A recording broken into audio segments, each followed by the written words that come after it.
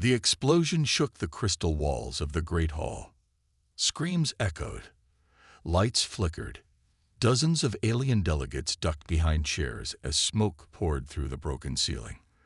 The Zelkeri dreadnought, once the pride of the Council's peace fleet, was now a burning wreck just outside the chamber. Admiral Crix stumbled to his feet. His green-scaled chest heaved as he shouted, "Shields up! Where did that come from?" No one answered. All across Nexus Prime, panic spread like fire. Security bots rushed in. The smell of melted steel and alien blood filled the air. Somewhere in the distance, alarms wailed. Then, the screens went black. Every holoscreen, every data panel, every broadcast across the galaxy. Silence. And then, a voice. Low, human, male. It spoke clearly, without fear. "We remember." The voice repeated once, then again, until it echoed through every ship, every station, every colony from the Zarlan Belt to the Obsidian Nebula. The Council chamber froze. Commander Vex, a tall, fur-covered being with golden eyes, stood slowly. That was human standard," he whispered. A walking tree being with glowing green eyes shook. "That's not possible. They're extinct." "They were extinct," said Admiral Crix, staring at the screen. But something had changed. Far away, in the cold silence between stars, a small ship drifted in darkness, old, patched with metal from many worlds, and painted black to hide in the void. Its name, faded on the side, read, "The Wanderer."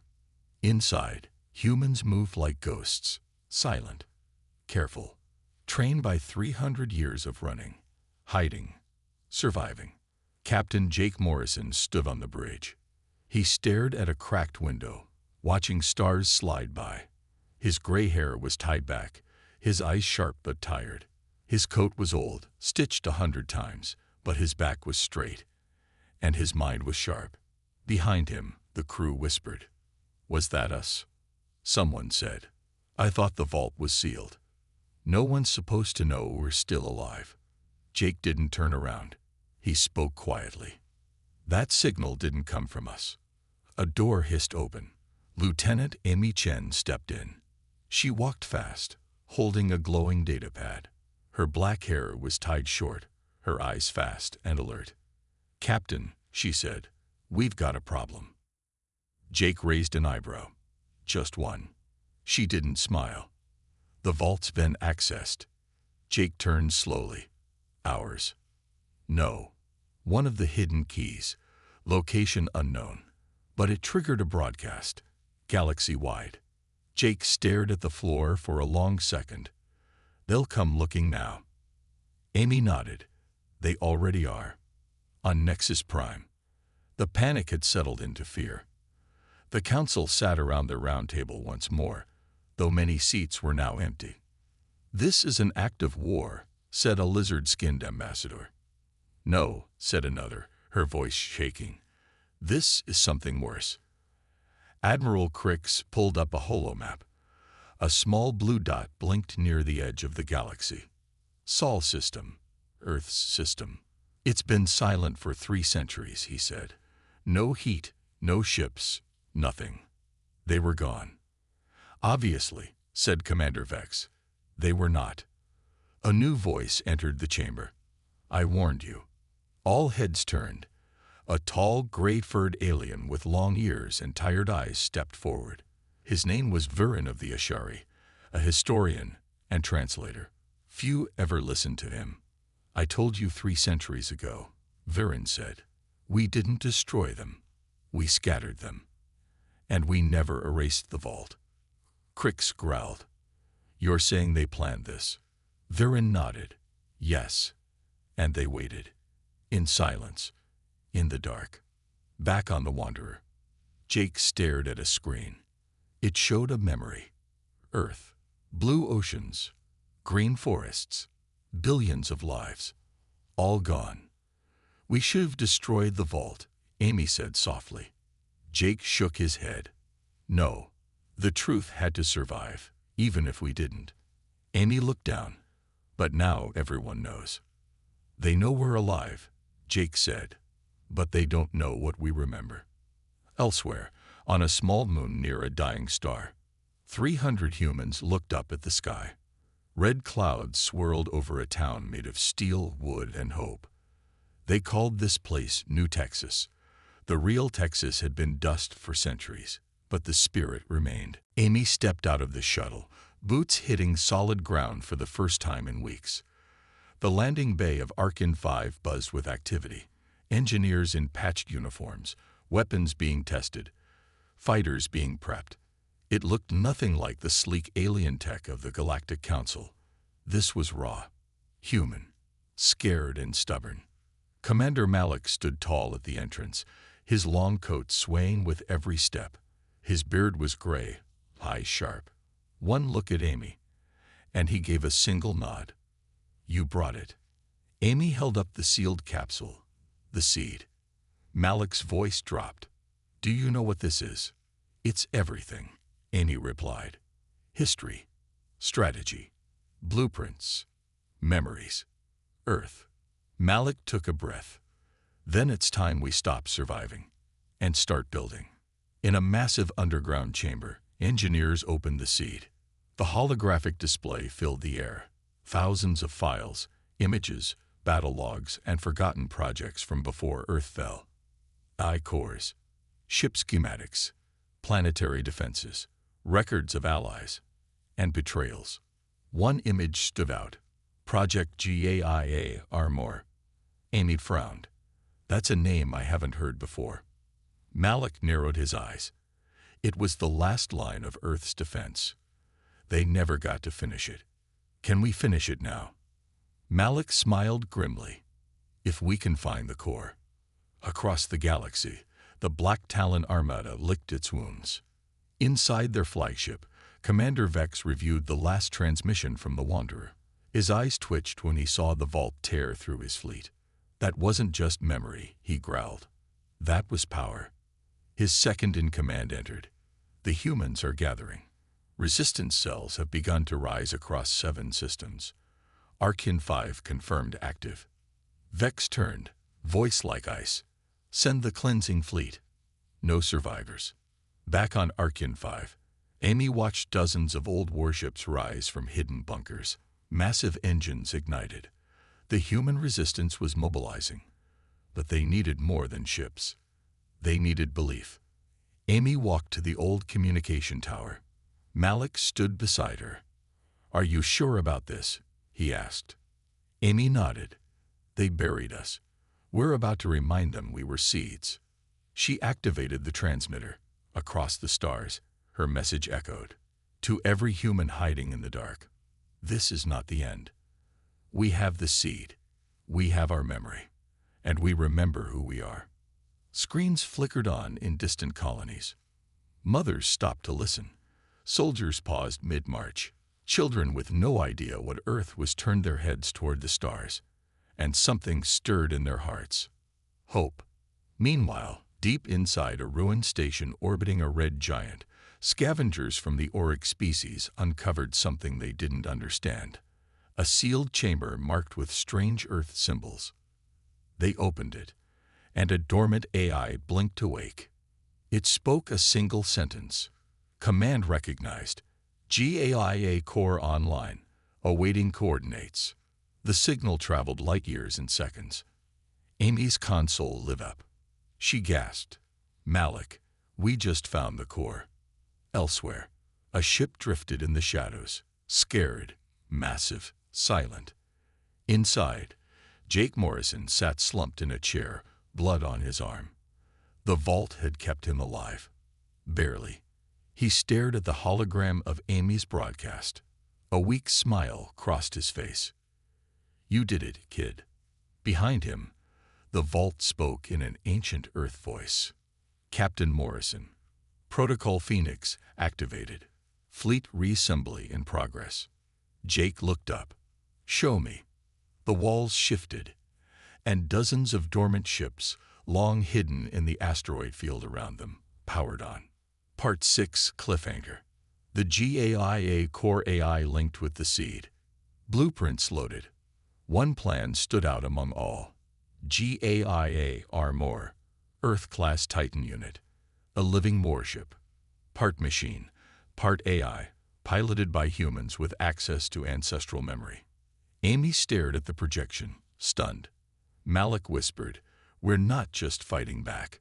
We're about to change the galaxy." Amy looked into the stars. They wanted us erased. She tightened her fists. "Let's make them regret it." Jake whispered, "Project Rebirth." Suddenly, red lights flashed. "Ship alert!" Amy shouted. "Multiple Zelkeri ships inbound." Jake swore, back to the Wanderer. Now, they ran through the station, hearts pounding. Outside, in orbit, black shapes dropped from hyperspace like blades, Zelkeri warships. The Wanderer's engines roared to life. Jake barely made it back to the bridge. Shields up, plot jump coordinates. The ship rocked as plasma fire struck the hull. Amy shouted, "They're hailing us." Jake's jaw clenched. "Put it through." The screen lit up with the face of Commander Vex. His golden eyes were cold. "Human vessel, you are in restricted space. Power down or be destroyed." Jake leaned forward. "You already tried to destroy us, remember? 3 centuries ago. Didn't work." Vex's tail twitched. "You should have stayed forgotten." The line cut. The ship shook again. "Brace for impact," Amy cried. But before the next shot landed, something strange happened. The old station behind them came to life. Blue lights lit up its surface. Energy pulses ran across its hull. Massive cannons unfolded from hidden bays and fired without warning. 3 Zelkeri ships exploded in an instant. The remaining 2 backed away fast. Jake stared in shock. The station defended us. Amy was pale. It recognized us, responded to our DNA. It's not just a base. It's a guardian. Jake looked at the station one last time as they jumped away. This was bigger than any of them realized. They weren't just survivors anymore. They were the spark, the ones who would bring humanity back. And the galaxy had just been warned. The Wanderer flew through subspace, wounded but alive. Sparks flew from broken panels. The ship's lights flickered. But in the hearts of the crew, something stronger than fear burned now. Hope. Captain Jake Morrison stood in the center of the bridge, staring at the screen. Behind them, the ancient station had vanished into the dark. Ahead, stars stretched like streaks of silver. "Damage report," he said calmly. 2 hull breaches sealed. Life support holding. Shields are down to 18%. Amy replied, wiping sweat from her brow. "But we made it out." Jake nodded. "And we're not empty-handed." Amy held the datapad tightly. Inside it, the location of the vault, the one the message from Commander Ward had mentioned. Project Rebirth wasn't just a myth, it was real. And now, they had the coordinates. In the crystal hall of Nexus Prime, Admiral Crix slammed his fist on the table. The footage from the Zelkeri fleet played behind him. The station waking, firing, destroying. 3 ships gone in seconds. This wasn't just some ghost signal, Crix snarled. The humans have awakened a relic, a pre-fall weapon. The insectoid ambassador buzzed nervously. "What if they activate more?" "They will," Crix said, "unless we stop them." Yelra the Dralian priestess leaned forward. "You erased Earth from every star map. You hunted them to extinction. And now they return. Perhaps they were meant to." Crix glared at her. "You think this is fate? It's vengeance. They want revenge." Commander Vex spoke at last. "Then let them come. We have ruled in their absence. Let them see what their galaxy has become." But behind his smooth voice, his tail swayed faster. He was worried. Very worried. The Wanderer approached an uncharted system deep within a dead zone. No stars, no planets. Just one strange object in the dark, a black cube the size of a city. The vault. It floated in silence, pulsing faintly with red lights. "This place wasn't built by the Exodus survivors," Amy whispered. "This is older. Way older." Jake nodded. "We're looking at something pre-Council. Maybe even pre-Earth collapse." The ship docked carefully. A tunnel opened in the vault's surface, welcoming them like a mouth. Jake, Amy, and 2 engineers entered. Inside, the air was thick with static. Every surface was covered in ancient tech, symbols, consoles, broken screens, and tall machines humming with silent power. They walked into a circular chamber. At its center stood a figure, still and tall, dressed in a faded human military suit. Its face was metal, its eyes dark. Suddenly, it moved. "Identity confirmed," it said. "Captain Jake Morrison, Lieutenant Amy Chen, Earth lineage registered, access granted." Amy stepped back. It knows us." The machine's chest opened, revealing a glowing sphere. "This is the seed," it said, "the final legacy of Earth." Jake approached. "What does it do?" "It remembers," the machine answered. "Memories, histories, weapons, blueprints, culture, soul, everything the Council tried to erase." Jake stared at the sphere. It pulsed in rhythm with his heartbeat. "If we activate this," Amy said slowly, "we stop hiding. The whole galaxy will know humanity has returned." Jake looked at her. "We've already been seen. The Council is hunting us. If we don't fight now, we'll never get the chance again." He placed his hand on the seed. Light exploded from the vault. Not a blast, but a message, a signal, a pulse that crossed galaxies.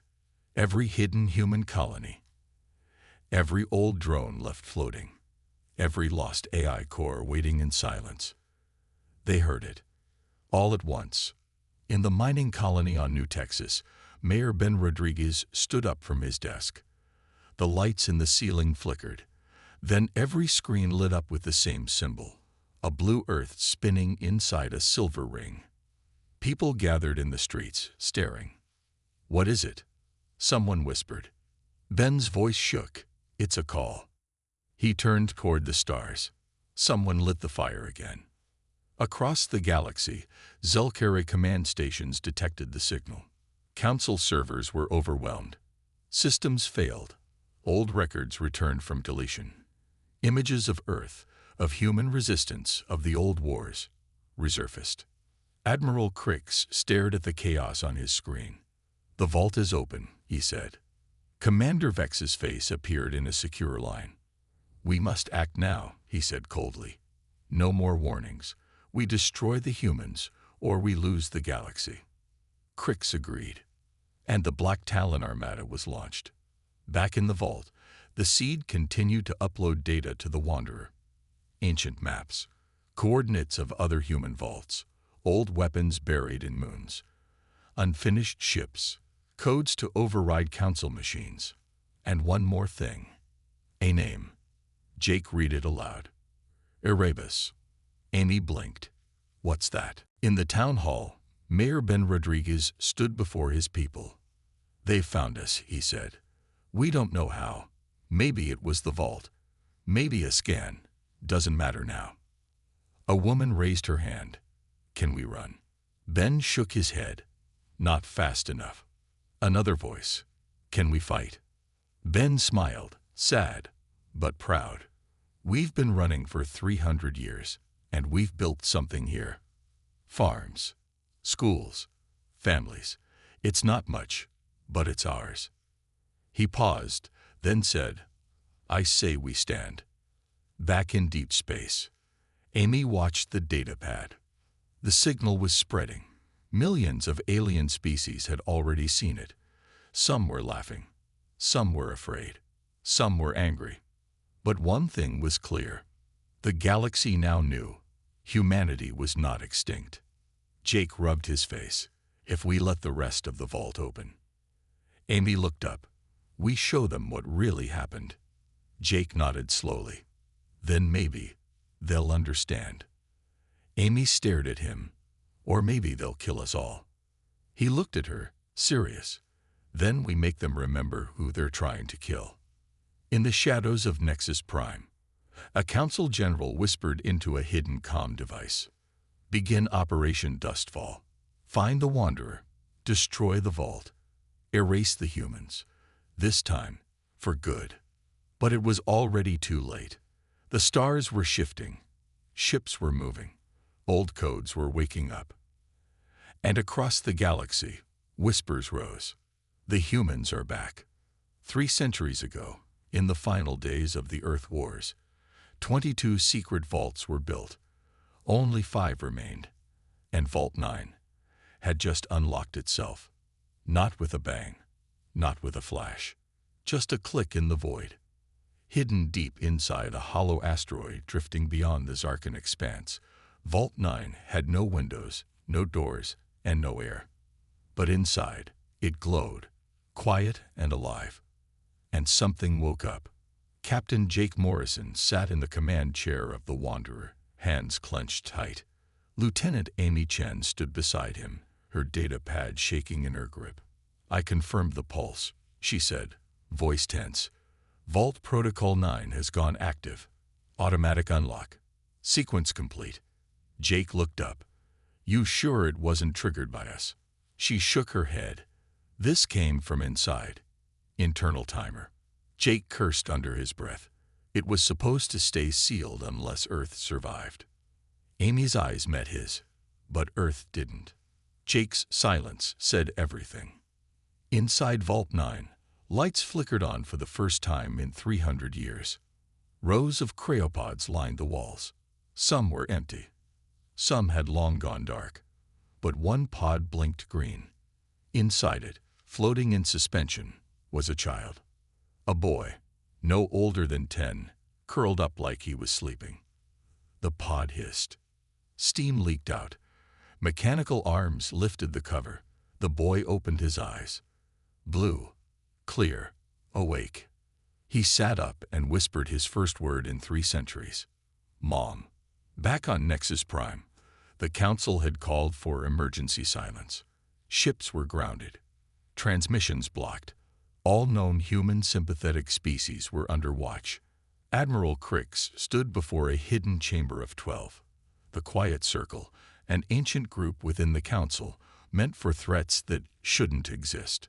They accessed a vault, Crix said. We think it's number 9. An old beetle-like alien with golden shell plates hissed. How many vaults did you say were left? 5, Crix answered. But we never found 9. We assumed it was destroyed. A shadow moved behind them. It was Viren the historian. You assumed wrong, Viren said softly. Vault 9 was never meant to hold weapons or secrets. It was something worse. What do you mean? Asked a voice. Viren stared at them all. It holds the last living piece of humanity's forgotten future. Back in New Texas, Mayor Ben Rodriguez had started digging up old tech. The children played in the red dust, not knowing what was coming. But the adults, those who had heard the stories, had begun to prepare. The school was turned into a bunker. Farming drones were converted into defense bots, and in the center of town, under the old flagpole, a rusted satellite dish was raised again. Ben spoke to the crowd. We don't know what Vault 9 holds, but we know what the Council does when it's scared. The Wanderer drifted in the cold, empty dark between stars. Its patched hull shimmered against the faint light of a dying sun. Inside, the mood was heavy. Captain Jake Morrison stood on the bridge, staring at a blinking screen. The signal was still there. Same pattern, he asked, his voice low. Lieutenant Amy Chen nodded. Yes, sir, repeating every 7 minutes. Low frequency, hidden in the background static. Jake rubbed his jaw. Any known alien language? No, but parts of it match old Earth military code, from the 22nd century. Jake's heart skipped a beat. Are you saying it's from another human? Amy's voice was barely a whisper. I think so, Captain. I think we're not alone. The bridge went silent. Humans hadn't broadcasted anything in over 200 years. Staying hidden had been their survival rule. No signals, no transmissions, no trail. But now, someone had broken that rule. Location, Jake asked. Coming from Sector 19, deep in the Veil Nebula. That was bad news. No human had dared go near Sector 19. It was too close to Zelkari patrol zones. The Zelkari Empire was ruthless and efficient. If this signal was a trap, it could cost them everything. But if it was real, Jake looked at the faces of his crew. He saw the same fire he felt in his chest. Hope, fear, and something deeper. A pull. A need to know the truth. We set course, Jake said. We find who's calling. Across the galaxy, in the great crystal hall of Nexus Prime, the Galactic Council was in session again. This time, there was tension. Admiral Crix tapped his claw against the table, annoyed. We picked up a signal. Human pattern. Sector 19. The Council murmured. That's impossible, said High Priestess Yelra of the Dralians. Humans are extinct. They're not, Crix growled. They're hiding. Still alive. Still dangerous. The insectoid ambassador from Thressi 6 clicked his wings. What's the concern? One broken signal. Crix slammed a holomap onto the table. Not one. 3 in the last 5 cycles. Different systems, all with human military code embedded. Silence fell across the room. Commander Vex, the cat-like Zelkari officer, hissed softly. If they're organizing again. He didn't finish the sentence. Everyone remembered the last war, the one the Council erased from history, the one they barely survived. Admiral Crix looked around. We need to find them before they find each other. He pressed a button. A hologram of the Wanderer flickered to life. Send the Black Talon fleet, he ordered. Hunt it down. No survivors. Back aboard the Wanderer, Jake's crew moved fast. The ship jumped through subspace, ripping across light years in seconds. They arrived at Sector 19, just outside the Veil Nebula. What they saw chilled them. A massive structure floated before them. It looked like an asteroid at first, until they saw the smooth metal buried beneath layers of rock. It wasn't natural. It was a ship. No, a station. Human design, but ancient. Scan it, Jake ordered. Amy stared at her screen.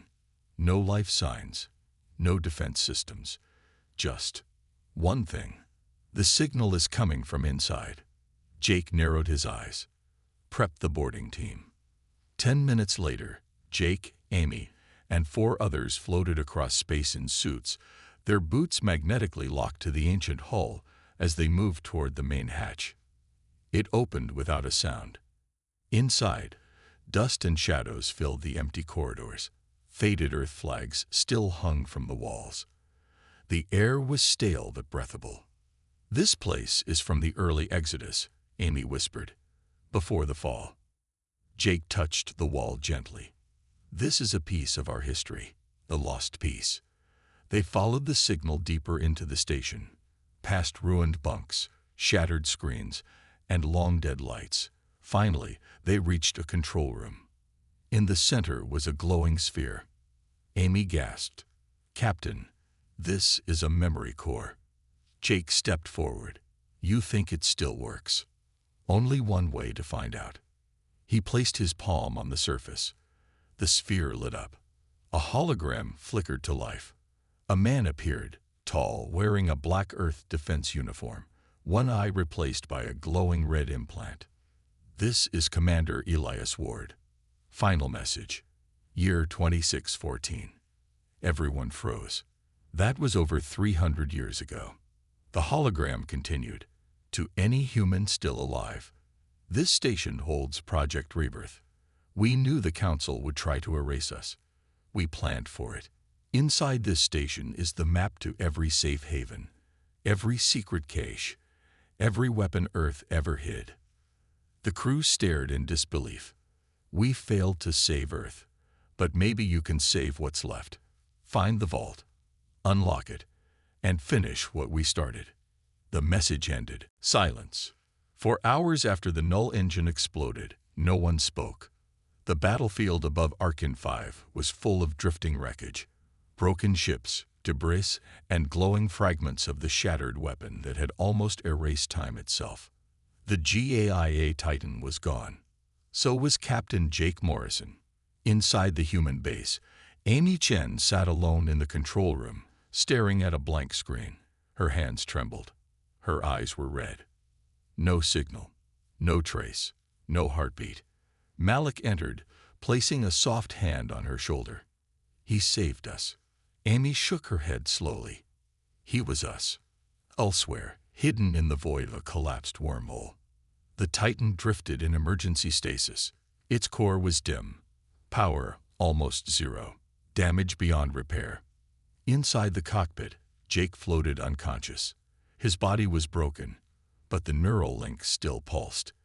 The GAIA monitored him, barely able to function.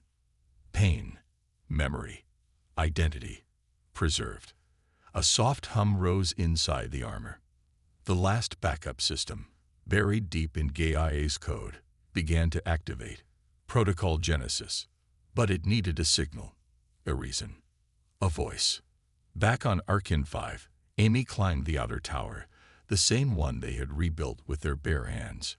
She stared at the stars above, and she made a decision. She opened a live channel to the entire galaxy. The Galactic Council, the rebels, the Vault survivors, pirate fleets, and neutral planets, all of them received the message. Her voice was quiet, steady. This is Lieutenant Amy Chen. I speak not just as a soldier, but as a human. 300 years ago, you forgot us. You erased our name from maps. You laughed at our ruins. But we survived, not because we had stronger weapons or faster ships. We survived because we remembered. The council chamber on Nexus Prime froze as her voice played. Crix stood up, shaking. Commander Vex whispered, "She's speaking for all of them." Amy continued, "You feared our anger, but you should have feared our love.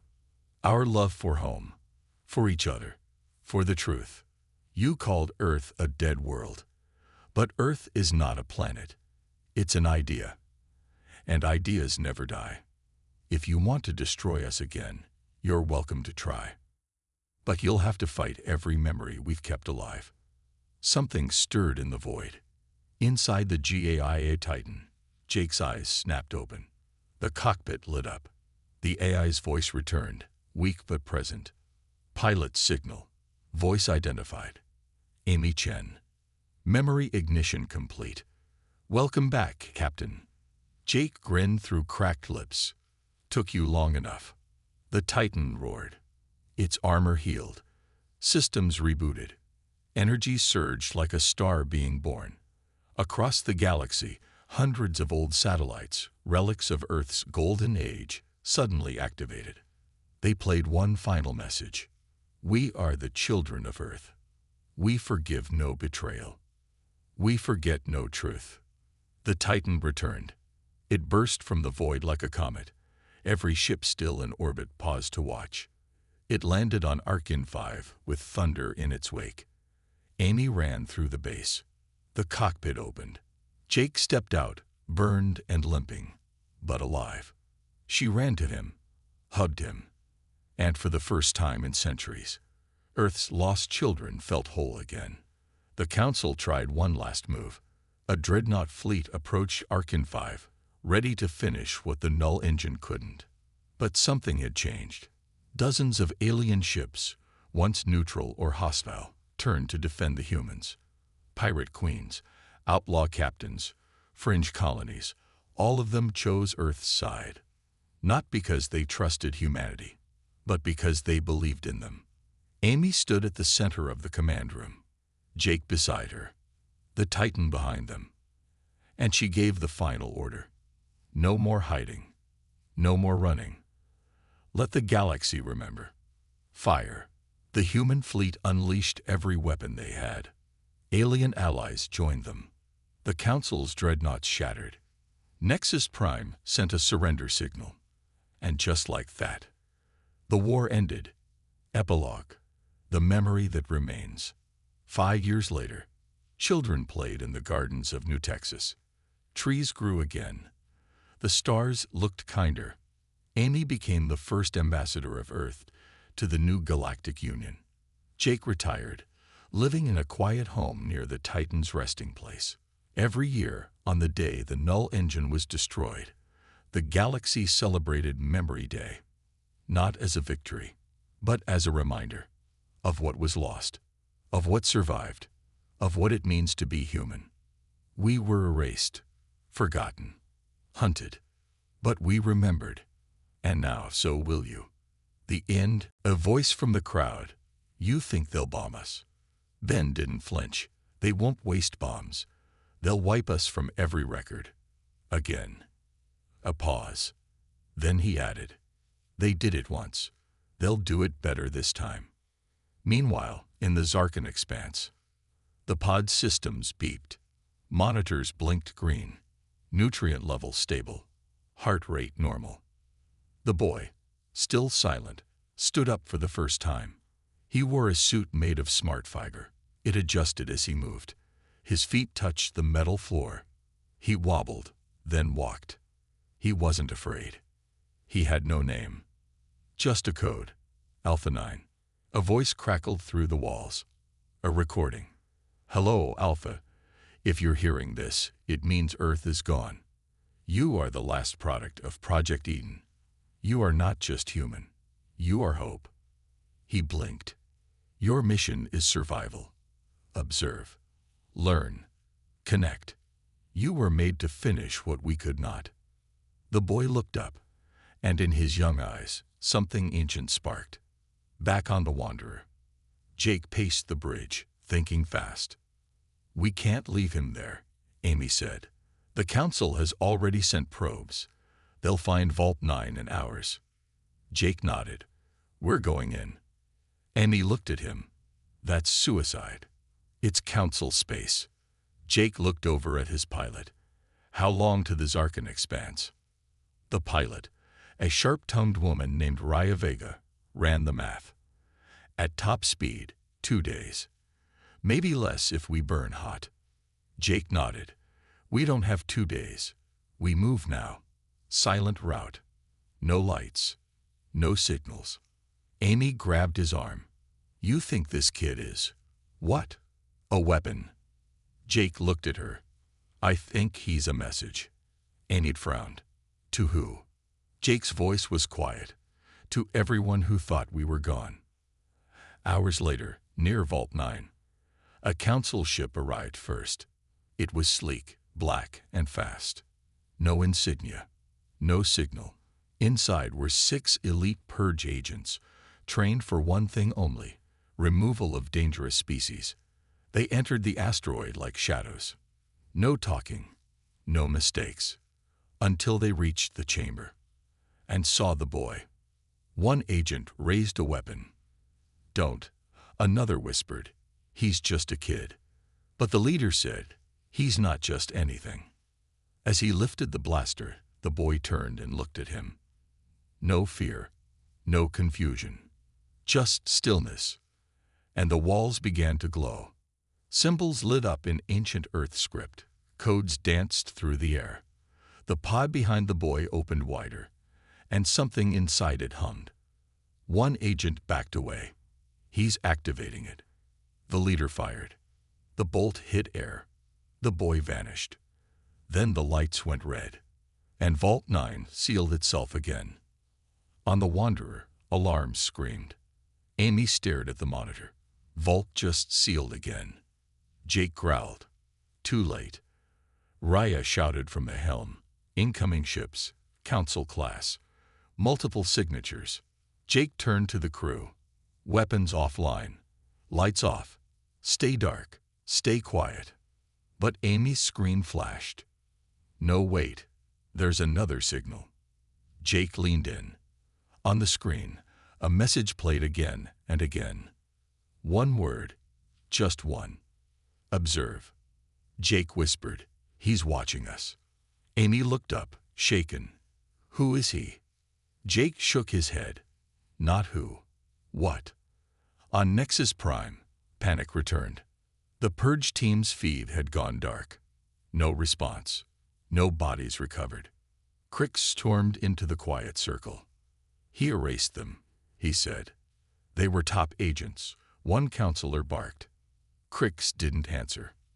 Viren stepped forward. You should have left the vaults buried. Crix turned on him. You think I care about old human ghosts? Viren leaned in. They're not ghosts anymore. They're waking up. And this time, they remember. Deep in space, the boy floated now, outside the vault. No suit, no ship, just drifting, eyes open, watching, waiting. Back on New Texas, a child looked up at the sky. A star blinked, once, twice. The child whispered to her mother, "Mom, the stars are changing." Her mother, a former astronomer, narrowed her eyes. And saw it too. A new star, artificial, moving fast, straight toward them. Final scene of Part 2. Jake stood alone in the engine room, watching old files. Footage from Earth. Cities, forests, oceans, laughter. Then war, bombs, fire, silence. He pressed pause and said to himself, if this kid is the last chance we have, then I'll burn every council ship in the sky to protect him. The machine answered. Earth's last warship, the most powerful human vessel ever created, thought destroyed in the final battle. Jake whispered, it wasn't destroyed. The machine nodded. It sleeps, deep under the surface of the planet Hellion 9. Jake stared at the glowing sphere in his hand. They had the tools. They had the knowledge. Now they needed the army. And the galaxy had just been told, humanity is back. The Wanderer shook violently as the first blast struck its shields. They found us, shouted Amy, gripping the side panel as alarms blared around them. On the main screen, the stars outside were now blocked by dozens. No, hundreds of ships, sleek, black, and cold. The Black Talon Armada had arrived, their weapons charged with blue light. No warnings, no hails, just silent intent to kill. Jake slammed his fist on the command console. All engines, full reverse. Get us out of here. Too late, shouted Engineer Cora. They've got us in a gravity net. The ship groaned as invisible forces gripped it tight. Annie looked back toward the vault. We can't let them take the seed. Jake turned to her. Then we don't. He grabbed the glowing sphere, the seed, and shoved it into the backup containment unit. Cora, prep the escape shuttle. Just one. But Captain. Now. Outside, the Black Talon Armada spread out like a swarm. One command ship led the formation, shaped like a giant scythe. Inside its bridge stood Commander Vex, calm and cruel. Scan complete, his officer reported. Life forms confirmed. Human origin. Vault activity detected. They've awakened something. Vex nodded slowly. Deploy boarding teams. I want the seed recovered. Kill the rest. Inside the Wanderer, Jake and Amy ran to the shuttle bay. Cora's hands shook as she loaded the survival supplies and hardwired the seeds case into the shuttle's data port. You only have one jump, she warned. This thing's a relic. No defense. No weapons. Jake looked at Amy. You fly. I cover. No, Jake. He handed her the flight keys. You've got the seed. You've got the future. Go find the others. Tell them we're not extinct. We're not done. Her eyes filled with tears. I'm not leaving you behind. You're not. I'm staying ahead. The bay doors opened. The shuttle launched. A moment later, the main ship's turrets flared to life. Jake activated every decoy and every old Earth flare they had. The Armada noticed and followed the Wanderer. The escape shuttle dropped into hyperspace, wobbling from the strain. Amy gritted her teeth, guiding the vessel through darkness. The seed pulsed faintly beside her. Then, suddenly, the navigation screen blinked. A map appeared. Not one planet. Dozens, each marked with a single blue dot. Human vaults, colonies, hideouts, all waking up. Amy whispered, "Come on, come on." Someone answer. A green light blinked. Receiving transmission. A voice crackled through. "This is Commander Malik of the Resistance Cell on Arkin 5. Identify yourself." Amy leaned forward. "This is Lieutenant Amy Chen of the Wanderer. I have the seed, Earth's memory, and they're coming for all of us." There was silence. Then the voice said, "We thought we were alone." Amy replied, "Not anymore." Back on the Wanderer, Jake stared at the incoming ships. The bridge was half dark, systems failing, but the captain stood tall. He watched as black Talon ships closed in, ready to finish him off. Then the vault did something unexpected. It opened. Light poured from its sides. Massive panels shifted. Strange machines rose like towers.